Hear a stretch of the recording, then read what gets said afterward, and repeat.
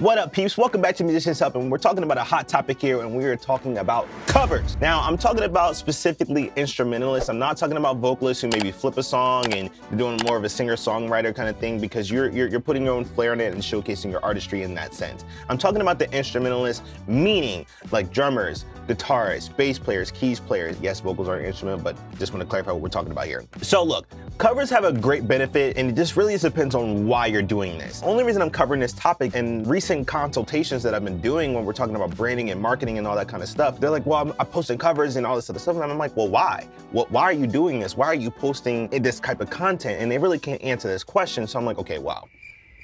We really got to figure this out here and just dive in and to be a lot more strategic about where your time, your effort, and your energy is going when it comes down to just posting these covers. If you're posting covers and you're only trying to get followers and fans and things like that, well, by all means, go for it, right? You're able to showcase your talent, your video edits are crazy, your production should be really, really good, all these jump cuts are really, really cool. It doesn't really matter how many cuts you do in post-production and things like that, not just video-wise, but also audio-wise, because it's just an entertainment value. You're trying to just make it entertaining. No different than a movie or a TV show. They're making edits, they do a wide variety of takes, and they take the best variation of it. All good in the hood, do your thing, not that big of a deal if that's your focus. So if you're trying to get work and you're trying to get live work, meaning you're trying to get someone to hire you to be on the stage, the first part I'm gonna tell you is that I would not aim this way when it comes down to getting on someone's stage, because we know, musical directors know, you had so many takes, you had so many opportunities, and I have no idea how many takes you took. I don't know how many video edits you did. I don't know if you quantized your drums. I don't know if you quantized anything. I don't know if you relayered something. I don't know if you went back and played it, and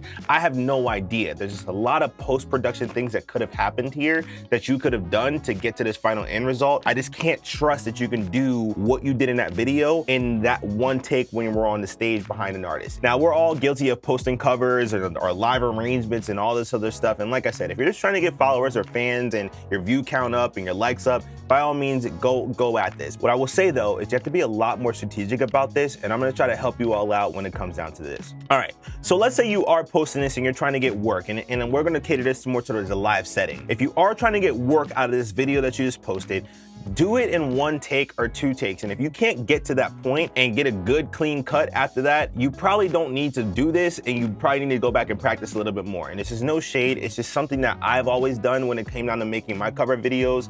I don't do 50 takes of this. I don't chop up and take edits and do it. No, I don't want to dupe or put myself in a situation where someone calls me, oh man, I saw your video, why don't you come play behind my show?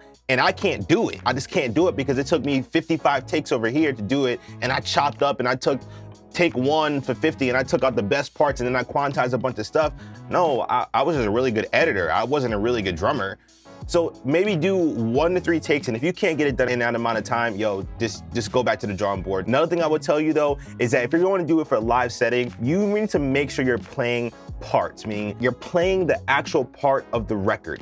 If you're playing the record, great. I can see that you understand music, you're being musical, you're playing your specific parts that fits inside of this song, and that is very, very beneficial when you're playing behind an artist and you're playing music with a group of people to deliver a song to an artist. Very important. Now, for my friends who are out there making live arrangements and doing all that stuff, by all means, keep going. Most of the time, you guys are trying to attract followers, trying to get your view count up, all good.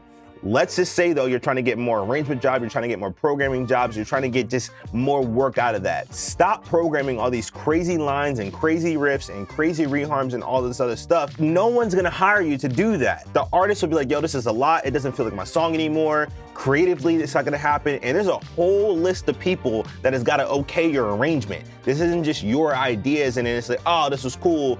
No, if you can just make the song feel good, a lot of times they're gonna just take that. We might have some embellishments, some adjustments, but we're not going back to the drawing board. Another thing though, is if you're a musical director and you're hiring out someone to make a live arrangement, they're looking at your work, it's like, yo, I don't have time to rein this person back in. I got 5 other clients that needs work done. I have a bunch of different things happening, which is why I'm even outsourcing this. I don't have time to wrangle this person in and coddle them, not right now. I may see some potential in you and to dial it back, but I don't have this effort. So remember, if you're posting a cover and live arrangement, you gotta make sure that whatever your intention here when it comes down to work is transferable over to getting work out of that. Now let's talk about the studio musician and you're posting covers. If you're that person, you need to make sure that you're matching tones and sound quality to get hired in a session. A producer, a songwriter, an artist, or whatever, and when they're hiring out session musicians, they have to trust that you understand tones, timbres, and just different sonic things that have to fit to this record. Here's what I mean. Being a drummer, when I go into sessions, I need to know the style, I need to know the genre, I need to know, all this whole world. The reason is, I don't wanna bring a pop R&B snare drum when I'm playing country or rock. That's a terrible thing. I don't wanna bring a rock drum set when I have to go do a jazz gig or a jazz session. Yo, that's just not a good thing to do. So if you're posting covers, make sure you're posting the right sounds, the right drums, the right guitars, the right basses, just everything right sonically has to be dialed in. So when an artist or a producer or a singer-songwriter or your friend calls you, whoever's looking at this is like, oh, they get it. They can match the sound, so they're not having to do extra work to wrangle you in, and it's a much better fit. All in all, I'm not gonna tell you not to post covers because who the hell am I? The whole point is to spark conversation and thought process here. What I will tell you though is just be a lot more strategic about the things that you're posting. Think about why this is being posted before you even create it, before you do anything in that sense, before you sit behind your instrument, before you turn your camera on, think about why. So just keep that in mind whenever you're posting content. And once again, the whole point is not to tell you what to do. The whole point is to spark conversation. Now, if you have a different perspective, leave it in the comment section down below. Let's have this conversation and talk about this. And make sure you guys like, comment, subscribe, do all that good stuff. You guys have a great day.